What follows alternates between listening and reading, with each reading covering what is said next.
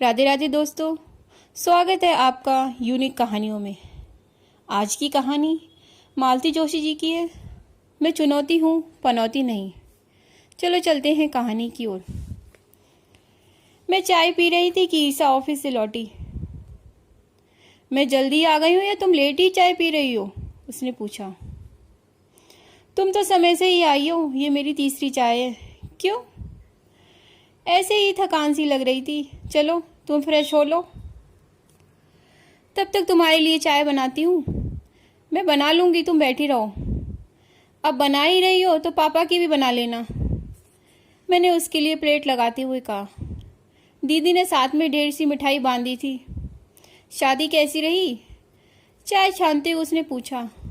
सुबह आप लोग आए तब मैं जाने की जल्दी में थी, पूछ नहीं पाई। शादी अच्छी रही, रॉयल शादी थी। दोनों भाइयों ने मिलकर पानी की तरह पैसा बहाया था, तो शादी तो अच्छी ही होनी थी। सोनाली कैसी लग रही थी? 10,000 के ब्राइडल और 40,000 के लहंगे के साथ कोई भी लड़की सुंदर ही लगेगी। दूल्हा कैसा है? मुझे सोनाली से तो 21 ही लगा, देखने में भी और क्वालिफिकेशन में भी। जीजा जी ने जमकर दहेज दिया है, तभी तो ऐसा हीरे जैसे दामाद जुटा पाए हैं। आजकल तो शादियों में कुछ करने को होता ही नहीं है, सारा काम कैटर्स करते हैं। फिर तुम इतनी थकी सी क्यों लग रही हो? वहाँ तो इससे भी एक कदम आगे वाली बात थी। एक तो इतना महंगा रिजॉर्ट, फिर सब काम इवेंट मैनेजमेंट के जिम्मे था। सिर्फ दूल्हा दुल्हन और गहने कपड़े हमारे थे, बाकी सारी व्यवस्था उनकी थी। मैंने तो पहली बार ऐसी शादी देखी है। फूल मालाएं, बैंड बाजे, पालकी, कहार, घोड़ा, सेनाई, फोटोग्राफर, स्टेज, आतिशबाजी, सब व्यवस्था इवेंट वालों की थी। खाना भी बहुत अच्छा था, नाश्ता भी हर बार नया था, अलग अलग प्रांतों का था। आखिरी शादी थी ना, जीजा जी ने दिल खोलकर पैसा खर्च किया था। जिनके पास है उन्हें खर्च करना ही चाहिए, इसी बहाने लोगों को रोजगार मिलता है। इतनी सुंदर शादी हुई और तुम क्यों इतनी थकी थकी सी लग रही हो? सच कहूँ आजकल शादी ही क्यों, कहीं भी जाने का मन नहीं होता। क्यों? अरे हर जगह गहनों कपड़ों की नुमाइश होती है, ऐसे में अपने आभाव और उभर कर सामने आते हैं। माँ, तुम ही तो हम लोगों को बचपन से सिखाती रही हो कि अपने पास जो भी है उस पर गर्व करना चाहिए, कभी मन में कॉम्प्लेक्स लाना नहीं चाहिए। और अब खुद ही कहने के लिए ये बातें ठीक लगती हैं, पर व्यवहार में लाना बहुत कठिन है, खासकर जब कोई सामने से टोक दे। इस बार तो तुम्हारी दोनों छोटी मौसियां हाथ धोकर पीछे पड़ गईं। दीदी यह कहा, बाबा आदम के जमाने की बनारसी साड़ी पहन लेती हो, आजकल कोई पहनता भी है? अब तो बस डिजाइनर साड़ियों का चलन है। दोनों कहकर ही चुप नहीं हुई। कस्में दे देकर पूनम ने रिसेप्शन में अपनी साड़ी पहनाई और नीलम ने अपना सेट दिया। सच इतना बुरा लगा और भी शर्म आई। मेरा गला भर आया, मैं चुप हो गई। थोड़ी देर बाद वो सांस भर के मैंने कहा, सिर्फ गहने कपड़ों की बात नहीं रे, घर में शादी लायक बच्चे होते हैं तो लोग उनके बारे में भी पूछते हैं। अब शुभम की शादी को ही ले लो, मुझे ऐसी डांट पड़ी है क्या बताऊं। बड़े भैया और दीदी ने खूब लताड़ा है मुझको, उन लोगों को बुला लेना था ना। सिर्फ तुम्हारे मामा मौसी ही नहीं, रिश्तेदार और भी हैं। तुम्हारी बुआ दूर के सही, चाचा, सबको बुलाना। फिर सबको कहाँ सुलाती, कहाँ बिठाती, क्या खिलाती, बताओ। सबसे बड़ी बात, जाते समय नेंग स्वरूप हाथ में क्या रखती। इसे कुछ कहने को ही कि बाहर का दरवाजा खुला और ये भीतर आए। हम दोनों चुप हो गई। ये कुछ देर तक हमें घूरते रहे, फिर बोले, क्या हो गया, कौन मर गया? कभी तो अच्छी बात किया कीजिए, मैंने गुस्से में कहा। तुम दोनों ऐसी शोकमंग मुद्रा में बैठी थी कि मुझे लगा। ईशा एकदम बोल उठी, मम्मी को दुख हो रहा है कि शुभम की शादी में किसी को बुला ना सके। वहाँ नासिक में सबने माँ को खूब डांट लगाई है। तो बुला लेती ना, मना किसने किया था? बुलाकर क्या अपनी हंसी करवाती? शादियाँ कैसी होती है देख कर आ रहे हो ना। हमने तो कहा था शहजादे से कि थोड़ा रुक जाओ, हालत जरा संभलने दो, पर उन्हें तो जल्दी पड़ी थी। बहन तक के लिए रुकने का तैयार ना थे। कब तक रुकता, किस आशा पर रुकता? उसने कोई बाल विवाह तो किया नहीं, 28 साल की उम्र में शादी की है। और वह बेचारा तो रुक भी जाता, पर लड़की वाले कब तक सब्र करते। वे तो बराबर दबाव बना रहे थे। लड़की वालों को फिक्र होती है, सब लोग हमारी तरह थोड़ी होते हैं कि हाथ पे हाथ धरे बैठे रहें। तो अब 30 साल की लड़की के लिए मैं लड़का ढूंढने जाऊंगा। 30 साल की एकदम तो नहीं हो गई। प्लीज़ प्लीज़, ईशा ने दोनों हाथ जोड़कर कहा। आप लोग मेरी शादी को लेकर लड़ाई मत कीजिए। मेरी शादी के ख्याल मन से निकाल दीजिए, क्योंकि मैंने ये अध्याय ही बंद कर दिया है। कहते हुए वह अपने कमरे में चली गई और उसने दरवाज़ा बंद कर लिया। वाह, कितनी खुशी की बात है। आपके पैसे बच गए, चलिए रिलैक्स हो जाइए। पैसे पास में होंगे तो बचेंगे ना। तुम तो ऐसी पनौती बनकर आई हो कि एकदम ठनठन गोपाल हो गया हूँ। क्या कहा आपने? वही जो अम्मा, ताई, चाची, बुआ वगैरह कहती रही। क्या कहती रही? यही कि अनुपम की बहू दरिद्र साथ लेकर आई है। ऐसे पैर पड़े हैं कि लक्ष्मी जी इस घर से रूठ गई हैं। उन्होंने कहा और आपने सुन लिया, तो क्या करता? झूठ थोड़े ही था वह। और वे कमरे में चले गए। मैं दोनों हाथों में सिर दिए देर तक बैठी रही। शाम को बेमन से ही सही खाना बनाना पड़ा और खाना भी पड़ा। ईशा तो मुंह जुटार कर उठ गई थी, पर एक रोटी लिए मैं बैठी रही। पहले उठ जाने से ये अपने आप को अपमानित महसूस करते हैं, इसलिए बैठना पड़ता है। ये अपना पूरा कोटा खत्म करके ही उठे। इनके उठ जाने के बाद मैंने रसोई समेटी, थोड़ा सुबह के खाने की तैयारी कर ली और फिर टेबल पर जाकर बैठ गई। कमरे में जाने का मन नहीं हो रहा था। जानती थी इन्हें आप मेरी प्रतीक्षा होगी। 4-5 दिन प्रवास में जो निकल गए थे, पत्नी की इच्छा अनिच्छा की इन्होंने कभी परवाही नहीं की थी। वे 2 बार चक्कर लगा गए, फिर सामने आकर खड़े हो गए। आज सोने का इरादा नहीं है क्या? नींद नहीं आ रही है? क्यों? बिटिया की बात याद करके छाती फटी जा रही है। कितनी हताशा में उसने ये बात कही कि मैंने शादी का अध्याय बंद कर दिया है। इकलौते भाई की शादी देख ली होगी ना, कैसी अभागनों की सी शादी हुई।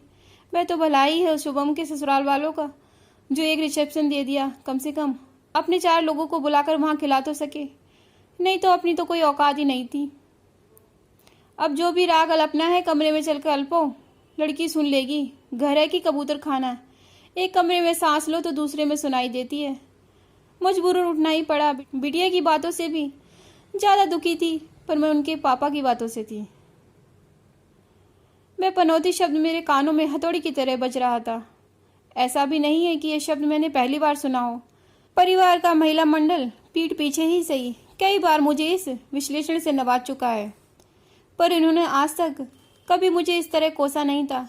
पर जिस आंतरिकता के साथ उन्होंने ये बात कही, उससे लगा कि ये बात उनके मन में अरसे से उमड़ रही थी, आज बाहर आई है। क्या उन्हें याद नहीं रहा कि पिछले 6-7 वर्षों से मैं और ईशा इस घर को ओट रहे हैं? नहीं तो कब का ढह गया होता। कभी पता ही नहीं चला कि ये किस तरह का बिजनेस कर रहे हैं और उसमें कैसा घाटा हो रहा है। मन ही मन में बाबूजी को बराबर धन्यवाद देती हूँ कि उन्होंने मुझे नौकरी करने के लिए उकसाया। कहते, तुम चाहे लखपति हो या करोड़पति, तुम्हें नौकरी करनी ही है। जो तुम्हारी विद्या में जंग लग जाएगी, तुम्हारा आत्मविश्वास टूट जाएगा। तुम किटी पार्टी के लिए नहीं बनी हो। नौकरी मैंने देर से शुरू की, दोनों बच्चों के जन्म के बाद। सौभाग्य से एक स्थानीय कॉलेज में जॉब मिल गया। सरकारी नौकरी में ट्रांसफ़र का चक्कर रहता है। यहाँ कोई खतरा नहीं है, वेतन जरूर कम है, पर इस समय भाई बड़ा सहारा है। दोनों बच्चों को मैंने अपने बलबूते पर पढ़ाया। बाहर जाने के लिए शुभम को स्कॉलरशिप मिली थी, पर उससे पूरा थोड़े ही पड़ता है। मुझे लोन लेना पड़ा। अब वह धीरे धीरे चुका रहा है। मैंने उसकी शादी के बाद उसे कह दिया कि अब इधर की चिंता मत करो, लोन चुकाओ और घर बार देखो। ईशा को शायद इसी बात का टेंशन रहा होगा। शादी के बाद शुभम का हाथ रुक गया है। कल को उसकी भी शादी हो गई तो इस घर का क्या होगा? अपनी ही सोच में डूबी मैं पता नहीं कितनी देर बुद्ध बनी बैठी हुई थी कि सामने को भेदता इनका स्वर उभरा। अच्छा होता अगर तुम उस कंगले के साथ चली जाती। कौन कंगला? भाई जो अभी शादी में मिला था, ब्रजमोहन या मनमोहन, क्या नाम है उसका? वह आदमी आपको कंगला नजर आता है, जानते हैं? उसका बम्बई में 5 बेडरूम का फ्लैट है, पूना में बंगला है, नासिक के पास फार्म हाउस है और जिस रिजॉर्ट में सोनाली की शादी हुई है, मैं उसी की मेहरबानी से मिला है। मैं लाइफ मेंबर है वहाँ का। होगा भाई आज धन्ना सेठ, पर जिस समय तुम्हारा हाथ मांगने आया था तब तो कंगलाई था ना। ये आपको किसने बताया? तुम्हारे जीजा जी ने। तो सुनिए, वह हमारे यहाँ कभी नहीं आया था। जीजा जी का फुफेरा भाई था, इसलिए वह प्रस्ताव लेकर आए थे। पर उस समय उन लोगों की हालत बहुत नाजुक थी। 2 भाई पढ़ने वाले थे, एक बहन ब्याहने को थी, पिता थे नहीं, इसलिए बाबूजी ने इनकार कर दिया। हाँ, तुम्हारे बाबूजी ने कहा था कि ऐसे फटीचर लोगों की बारात मेरे दरवाजे ना आएगी। तो जीजा जी ने आपको यह भी बता दिया। समझ गई, जीजा जी बाबूजी की बात को मन में लेकर बैठ गए होंगे। आज इतने साल बाद जब स्थितियां बदल चुकी हैं, उन्हें अपनी खुन्नस निकालने का अच्छा मौका मिल गया है। उनकी बात से इन्हें मुझे कोसने का अच्छा अवसर मिल गया। अब ये अपनी सारी हताशा मुझ पर उड़ेल रहे हैं। बाबूजी ने सचमुच मेरे साथ बहुत बड़ा अन्याय किया। उसके घर ब्याही जाती तो कोई खास फर्क नहीं पड़ता, कड़का था थोड़ा और कड़का हो जाता, पर यहाँ तो मैं पूरी तरह बर्बादी हो गया ना। वह आदमी मिट्टी से सोना निकाल रहा है और यहाँ सोना भी मिट्टी हुआ जा रहा है। उसका हर बिजनेस फल फूल रहा है और यहाँ घाटे का रिकॉर्ड बन रहा है।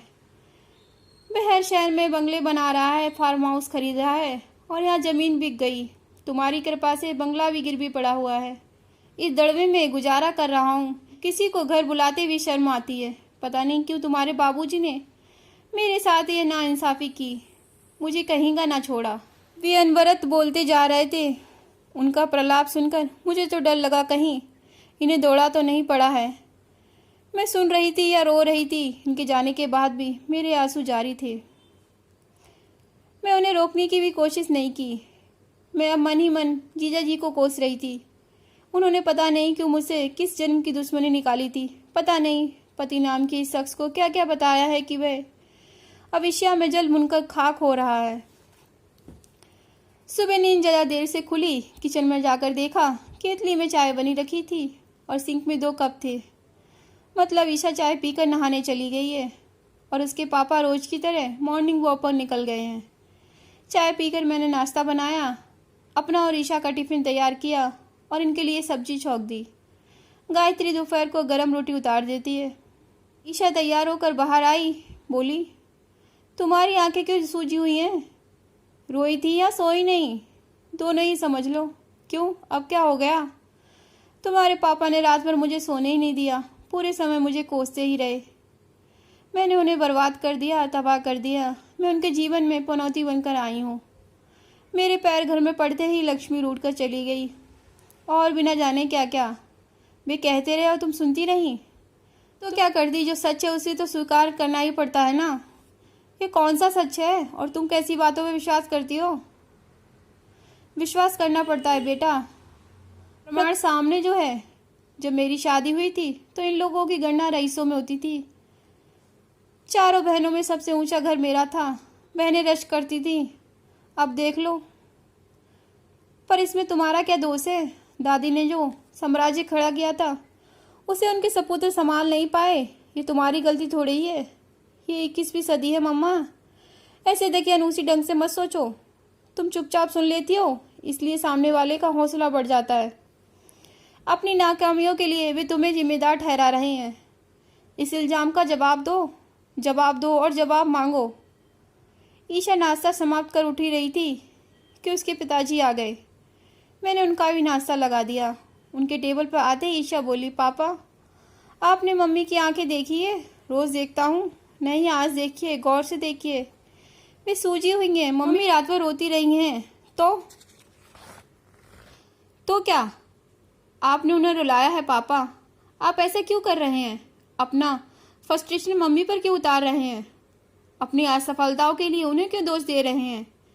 इनका चेहरा एकदम लाल हो गया। पापा से बात करने का क्या तरीका होता है? बाप से कैसे बात की जाती है ये जानने का कभी मौका ही नहीं मिला।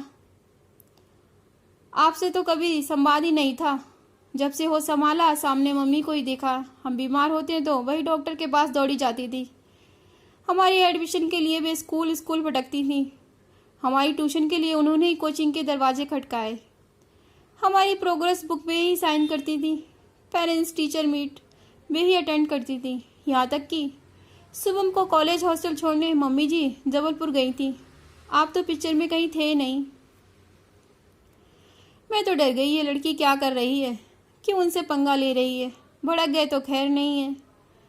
आश्चर्य में भड़के नहीं, बड़े विदूषक सी हंसी हंसे और कौशल्य स्वर में बोले, अच्छा इतनी स्मार्ट है तुम्हारी मम्मी, तो तुम्हारी शादी क्यों नहीं हुई अब तक? 30 साल की उम्र तक अनविवाही क्यों बैठी रही? मैं तिलमिला उठी। ये शादी बीच में कहाँ से आ गई? जले पर नमक छिड़कना अच्छी बात है। फिर ईशा ने बिल्कुल भी बुरा नहीं माना, एक एक शब्द पर जोर देते हुए शांत स्वर में बोली, वह इसलिए पापा कि हिंदुस्तान में लड़के वाले चाहते हैं कि लड़की का बाप अगर जिंदा है तो वही आकर बात करे। बदतमीज लड़की। वे एकदम भड़क उठे। नाश्ते की प्लेट परे फेंक कर वे एकदम खड़े हो गए। वे ईशा की ओर झपटे ही थे कि मैंने उनका हाथ थाम लिया। क्या कर रहे हैं? जवान लड़की पर हाथ उठा रहे हैं। करने दो मम्मी, बाप होने का कुछ तो फर्ज अदा करने दो। निकल जा मेरे घर से अभी इसी वक्त, दफा हो जा। वे जोर से चीखे। मैंने हाथ पकड़ रखा था, इसलिए चीखने के सिवाय और कुछ नहीं कर पाए। ईशा ने शांत भाव से कुर्सी की पीठ पर रखा अपना पर्स उठाया और बाय मम्मी कहते हुए चल पड़ी। मैं जैसे तंगना से जागी। बेटा टिफिन लेकर उसके पीछे पीछे गई। तब तक अपनी एक्टिवा पर बैठकर फुर हो चुकी थी। मैं पत्थर बनी दरवाजे पर कुछ देर खड़ी रही, फिर कुर्सी पर आकर बैठ गई। रात के रुके हुए आंसू फिर एक बार बहने लगे। कुछ देर बाद ये सामने आकर खड़े हो गए। मातम करने की जरूरत नहीं है, कमाऊं लड़की है, कैंटीन से खा लेगी। इतना गुस्सा आया मुझे, ये आदमी है कि पत्थर? कोई भी व्यक्ति इतना संवेदन शून्य कैसे हो सकता है? उस व्यक्ति के प्रति एकदम इतना तिरस्कार जागा मन में कि बात करने की इच्छा ना हुई। तैयार होकर जब निकली तो रोज की तरह उनसे ये भी ना कहा गया कि आप खाना खा लेना। आधे रास्ते में याद आया कि टिफिन भूल आई हूँ। कॉलेज पहुँचकर गायत्री को फ़ोन कर दिया कि दोनों टिफिन खाली करके खाना फ्रिज में रख देना। अच्छा था शनिवार था, बच्चों की छुट्टी थी तो पढ़ाने का टेंशन नहीं था। पर शनिवार को प्रिंसिपल मैडम इतने सारे फालतू काम निकाल देती हैं कि तबीयत ही परस्त हो जाती है। स्टाफ को मुफ्त में वेतन देना मैनेजमेंट को रास नहीं आता शायद। घर लौटी तो शरीर और मन दोनों से निढाल हो चुकी थी। खाने की प्लानिंग कर रही थी कि याद आया सुबह के सब्जी पराठे रखे तो हैं, दाल चावल गरम बना लूँगी। फिर मैंने 2 कप अच्छी चाय पी और थोड़ी देर जाकर लेट गई। मुझे आराम की सख्त ज़रूरत थी। शाम को किचन में गई तो ईशा काम से लौटी, बोली, मम्मा मेरा खाना मत बनाना, मुझे भूख नहीं है। समझ गई कि सुबह की बात पर नाराज़ है। सोच लिया कि अभी कुछ नहीं कहूँगी, बाद में चुपचाप कमरे में खाना दे आऊँगी। कहूँगी कि अन पर गुस्सा नहीं निकालते, पाप लगता है। हम लोग खाने बैठे तो इन्होंने कहा, तुम्हारी लाडली अभी तक लौटी नहीं क्या? उसे भूख नहीं है। उन्होंने थाली की ओर देखा और बोले, आज बासी ईद है कि बासी दशहरा? सुबह की ही तो सब्जी है, बासी नहीं कहते। मैं समझ गया तुम्हारी लाडली को भूख क्यों नहीं है, खाना देखकर ही भाग गई होगी। कहीं ऐसा तो नहीं कि बिटिया को भूख नहीं इसलिए तुमने कुछ बनाने की जहमत ही नहीं उठाई? गरम दाल चावल बनाए तो हैं, तो मुझे बस वही देना। मैंने निर्विकार भाव से उन्हें दाल चावल परोस दिए। ये नहीं कहा कि रुकिए अभी गरम फुलके उतार देती हूँ। अपने व्यवहार पर मुझे खुद आश्चर्य हो रहा था। हमने बस शुरू ही किया था कि दरवाजे की घंटी बजी। मैं उठने को थी कि ईशा कमरे से निकली। मम्मी तुम रुको, मैं देखती हूँ। मैं भीतर आई तो उसके हाथ में कागज़ का बड़ा सा डिब्बा था। समझ गई पिज़्ज़ा मंगवाया होगा। मन ही मन खुशी भी हुई, लड़की भूखी नहीं रहेगी। लेकिन ये तुनक उठे, दाल रोटी की भूख नहीं रानी जी को, पिज़्ज़ा खाएंगी। मुझे ताव आ गया, ये सब आपकी ही मेहरबानी है। सुबह का वह टिफ़िन छोड़कर चली गई थी, अब बाजार से मंगवा कर खा रही है। इसका कारण जानते हैं ना? सुबह आपने उसे घर से निकल जाने के लिए कहा था। कौन खुदा लड़की उसके बाद घर में खाना खाएगी? इतनी नाक वाली है तो चली जाए ना, और कहीं यहाँ क्यों डटी हुई है? उसी समय ईशा शायद पानी लेने बाहर आई। मुझे डर हुआ कहीं उसने पापा की बात सुन तो नहीं ली। मेरा डर सच निकला। फ्रिज में से बोतल निकालकर मैं टेबल के सामने आ खड़ी हुई और बोली, चिंता मत कीजिए पापा, जल्दी ही चली जाऊंगी। पर वो क्या है ना कि मकान हाट बाजार में नहीं मिलते, ढूंढने पड़ते हैं। ढंग का मकान मिलते ही आपका घर खाली कर दूंगी। इत्मीनान रखिए। तभी वे कमरे में चली गई और दरवाज़ा बंद कर लिया। यह संस्कार दिए हैं तुमने, ये दांत पीस कर बोले। लड़की हर बात की तुर्की बुतुर्की जवाब दे रही है। जवान लड़की को घर से निकालना कौन से संस्कारों में आता है? अब तुम मुझे संस्कार सिखाओगी? ये थाली सरकाकर उठ खड़े हुए और सीधे अपने कमरे में चले गए। और कोई दिन होता तो मैं उन्हें रोते कलपते उठ जाती, उन्हें मनाकर थाली पर ले आती, मनुहार करके खिलाती। पर मैंने आज ऐसा कुछ न किया। मैं मज़े से बैठकर खाना खाती रही। मुझे सचमुच जोरों की भूख लगी थी। कल रात कलह कलेश के मारे ठीक से खाना नहीं गया था। आज दिन भर उपवास ही हो गया था। मुझे इतना गुस्सा आ रहा था, एक तो सुबह से शाम तक घर में कॉलेज में खड़े रहो, फिर ऐन खाने के समय यह नौटंकी। चिढ़ आ रही थी मुझे। मैंने आराम से खाना खाया, इत्मीनान से रसोई समेटी, एक बार बिटिया के कमरे में झांक लिया, 20 मिनट टीवी देखा, फिर कमरे में प्रवेश किया। अपनी तरफ का बेड कवर हटाकर ये लेट गए थे। पूरा लवादा मेरी तरफ एक तरफा वाले हिस्से पर पड़ा था। उसे टहाते हुए मैंने कहा, बेड कवर हटाने में कितनी देर लगती है? पर लोगों से वह भी नहीं होता। अब मैं तुम्हारा बिस्तर लगाऊंगा ये तिनके। नहीं नहीं, आप ये छोटा काम क्यों करेंगे? आप तो राजकुमार हैं। वे क्या कहते हैं, बिगड़े के बिद के दिल शहजादे। क्या कहा? कुछ नहीं, आप सो जाइए, मुझे नींद नहीं आ रही। बाबूजी की याद आ रही है, बल्कि उन पर गुस्सा आ रहा है। कल आप उन्हें कोस रहे थे, आज मैं कोस रही हूँ। बृजमोहन का रिश्ता क्यों लौटा दिया उन्होंने? आज वहाँ होती तो राज करती। सच आपने उसकी बीवी को देखा था? उफ, क्या ठाठ थे, क्या जलवा था। हर फंक्शन पर साड़ियाँ तो खैर सभी बदल रही थी, पर ये मेम साहब साड़ी के साथ मैचिंग ज्वेलरी, पर्स, सैंडल्स भी बदल रही थी। एक आया हमेशा साथ रहती थी, ट्रे में उसके कपड़े सेट वगैरह रखकर लाई थी। बालों में फूल टांगती थी, सैंडल के स्टेप तक बांधती थी। बिल्कुल रानी महारानियों से ठाठ थे उसके। हमें जो सुबह से शाम तक खट रहे हैं, थैकनेस जॉब में महिला रानी महारानियों का सब भाग्य लेकर आई है, तभी तो उसे भी राजा बना दिया। तुम्हें जाती तो रानी क्या नौकरानियों से बदतर हालत हो जाती। बेचारा कड़का तो था ही, तुम्हारी कृपा से और कड़का हो जाता। पर कम से कम अपनी अकर्मण्यता का टिकारा मेरे सिर तो ना फोड़ता। वे एकदम उठकर बैठ गए। क्या कहा तुमने? वही जो कल ईशा ने सौम्य शब्दों में कहा था। तुम्हें जरा भी शर्म नहीं आती? शर्म, संकोच, लिहाज, ये शब्द इस घर से विदा हो चुके हैं। ना आपको पत्नी को कोसते शर्म आती है, ना बेटी को घर से निकालते संकोच होता है, ना बेटी बाप का लिहाज कर रही है। मैं तो अकेली ही सभ्यता का मुखौटा क्यों लगाए रखूं? मुझे भी अपनी बात कहने का हक होना चाहिए, और अपनी बात मैं कहकर ही रहूंगी। कौन सी बात? उन्होंने गुर्रा कर पूछना चाहा, पर आज में वह दमखम नहीं था। मेरे इस अप्रत्याशित व्यवहार से वे चकित थे, विस्मित थे। ईसा ने ठीक ही कहा था, सचमुच सब सुन लेती हो, इसलिए सामने वाले का हौसला बढ़ता है। जवाब देना सीखो, जवाब दो और जवाब मांगो। उसकी बात में सचमुच दम था। तो अब सुनिए, मैंने शुरू किया। आपकी माताजी का कहना था कि मैं अपने साथ दरिद्र लेके आई हूँ। शायद आप भी उस राय से इत्तेफाक रखते हैं। तो आपको बता दूं, मैं दरिद्र नहीं, 15 तोला सोना और 32 साल पहले वाले 50,000 रुपये लेकर आई थी। आज उनका हिसाब मांगू तो क्या दे सकेंगे? वह मेरा स्त्री धन था, कानून उस पर मेरा हक था। पर उन 50,000 में से 50 रुपये भी किसी ने मेरे हाथ में नहीं रखे, और 15 तोला सोना कहाँ ठिकाने लग गया पता ही नहीं चला। अभी शुभम की शादी में बहू के लिए मुझे मंगलसूत्र खरीदना पड़ा। मेरी उतनी समर्थ नहीं थी तो ईशा ने मेरी मदद की। आप तो विरोध की मुद्रा में तने बैठे रहे ताकि कुछ देना ना पड़े। वैसे आपसे किसी ने कुछ अपेक्षा भी ना की थी।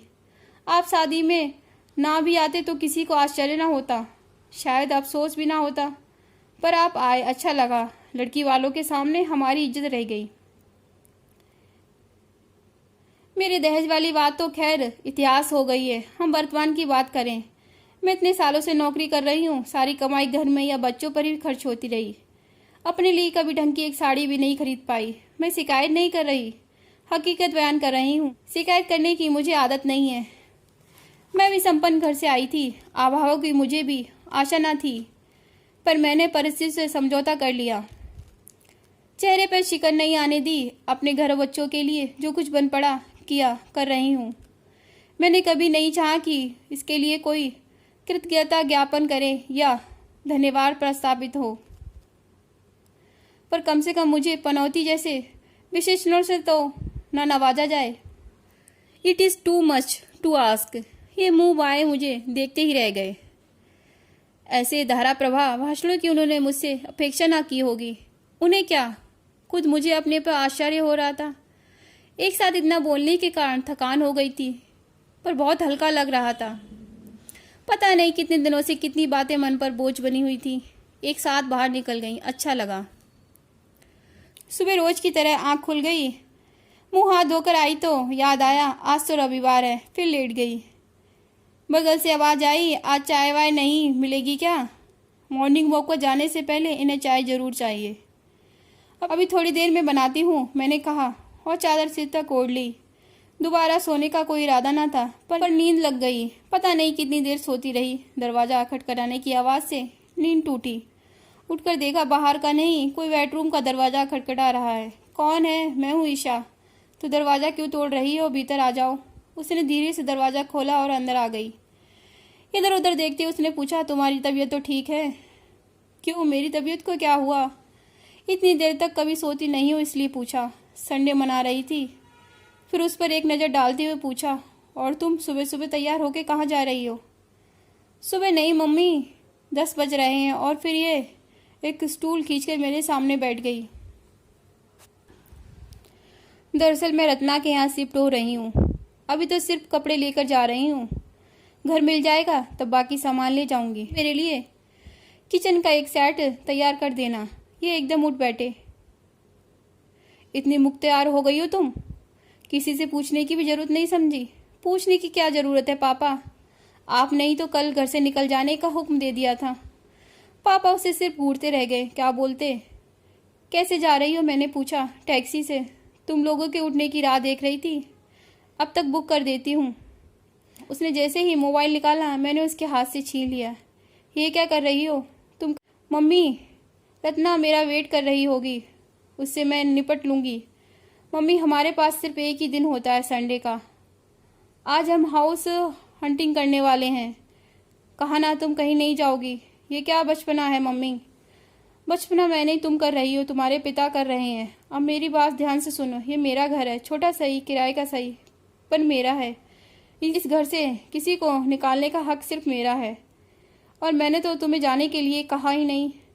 जिस दिन कहूँगी, जिस दिन घर से निकालूंगी, विधि विधान के साथ विदा करूंगी। मैं मुंह फुलाए बैठी रही। अब जाओ, हम लोगों के लिए चाय बना कर ले आओ। कभी माँ की सेवा कर दिया करो, पुण्य लगेगा। मैं पैर पटकती हुई चली गई। उसके जाते ही बोले, मकान मालिक होने की दोस्त दिखा रही हो तो क्या करूं? लड़की को घर छोड़कर जाने दूं ताकि शादी की सारी संभावनाएं खत्म हो जाएं। और दोस्त जमाने की क्या जरूरत है? मकान मालिक मैं ही हूँ। आप बार बार सुनाते हैं कि मेरी वजह से दड़वे में, इस कबूतर खाने में गुजारा करना पड़ रहा है, तो इस तरह ही सोचिए कि मेरी बदौलत छोटी ही सही, सिर पर छत तो है। ईसा चाय देकर जाने लगी तो मैंने कहा, रुको, अभी और भी बात करनी है। मैं मुंह फुलाकर स्टूल पर बैठ गई। चाय पीकर कप रखते हुए मैंने कहा, अब मेरी बात शांति से सुनो। वह जो कोई भी है उससे कहना कि बिजनेस में लगातार घाटा होने की वजह से पिताजी की मानसिक अवस्था ठीक नहीं है। माँ बात करेगी तो चलेगा, मुझे पागल करार दे रही हो? ये गुर्राए। कुछ तो कारण बताना पड़ेगा ना, नहीं तो लड़की अनव्याही रह जाएगी। हाँ तो बेटा, मेरी बात समझ रही हो ना? नहीं मम्मी, मेरी समझ में कुछ नहीं आ रहा। पता नहीं किसके बारे में कह रही हो। बेटा, माँ हूँ मैं तुम्हारी, तुम आईने की तरह साफ पढ़ सकती हूँ। उस दिन तुमने पापा के सामने कहा था कि लड़के वाले चाहते हैं कि लड़की का बाप आकर बात करे। जिस तड़प के साथ तुमने यह बात कही थी, मैं तभी समझ गई थी कि कहीं कोई है। तो बेटा अब उस शख्स को जल्दी से घर बुला लो। घर ना बुलाना चाहते हो तो हम रत्ना के यहाँ मिल लेंगे, नहीं तो किसी होटल में मीटिंग रख लेंगे। मम्मी मैंने कहा था ना कि वह अध्याय बंद कर दिया है। हाँ कहा था, पर है तुम नहीं, तुम्हारी हताशा बोल रही थी। छोटे भाई की शादी पहले हो जाने से शायद तुम डिप्रेशन में आ गई थी, पर इतना हताश होने की ज़रूरत नहीं है। 30 की उम्र कोई बहुत ज़्यादा नहीं होती। आजकल आम शादियाँ इस उम्र में होती हैं। हमारा 28-20 साल वाला ज़माना गया। हाँ, पर अब इससे ज़्यादा देर नहीं होनी चाहिए। तुम्हारे पापा ने चैलेंज दिया था ना कि मम्मी अगर इतनी स्मार्ट है तो तुम्हारी शादी क्यों नहीं हो सकी। तो हम अब उस चैलेंज को स्वीकार करते हैं और जल्दी से जल्दी तुम्हारे हाथ पीले करते हैं। अब जाओ, सामान वापस कमरे में रखो। मैं अभी नाश्ता बनाती हूँ, फिर चाहे तो संडे बनाने के लिए रत्ना के यहाँ चली जाना। हाँ, और यह लो अपना फ़ोन रखो।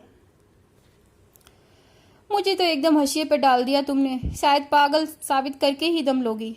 वह काम तो आप खुद ही कर रहे हैं। मतलब पता नहीं कब कितने साल पहले जीजा जी मेरे लिए एक प्रस्ताव लाए थे, जिसे बाबूजी ने नकार दिया था। जीजा जी उस बात को मन में लेकर बैठ गए थे। अब इतने सालों बाद उन्हें मौका मिला तो उन्होंने अपनी सारी खुन्नस निकाल ली, अपना अपमान भुना लिया। आप जैसा सॉफ्ट टारगेट तो उन्हें मिल गया था, और उस बहाने आपको भी सारी हताशा मुझ पर उड़ेलने का बहाना मिल गया। पिछले 3 दिनों से आप यही कर रहे हैं। ये पागलपन नहीं तो क्या है? श्रीमान जी दुर्बल और कमज़ोर होते हैं ना, वे ही अपने को ढांपने के लिए ऐसे बहाने ढूंढा करते हैं। जिनके पास पुरुषार्थ होता है वे भाग्य को कोसते नहीं हैं, भाग्य से 2-2 हाथ करते हैं। अपने दमखम से पहाड़ काट कर रास्ता बना लेते हैं। एक कमरे में मेरा दम सा घुटने लगा। मैं बाहर निकल आई। ईसा कुर्सी पर बैठी पेपर पढ़ रही थी। क्या लेक्चर दे रही थी? उसने पूछा। देव ही राख को कुरुद रही थी। शायद कोई चिंगारी मिल जाए जो आग पकड़ ले। मैं हंस दी। बुझे हुए शोलों को हवा देने की कोशिश मत करो। जाओ चलकर नहा लो, मैंने नाश्ता ऑर्डर किया है। मैंने उसे गौर से देखा। एक अरसे बाद उसका चेहरा तनाव रहित नजर आया, तनाव रहित और खिला खिला सा। मैंने तो अंधेरे में तीर चलाया था, पर सचमुच कहीं कोई था। दोस्तों, ये तो थी मालती जोशी की कहानी। मैं चुनौती हूँ, पनौती नहीं।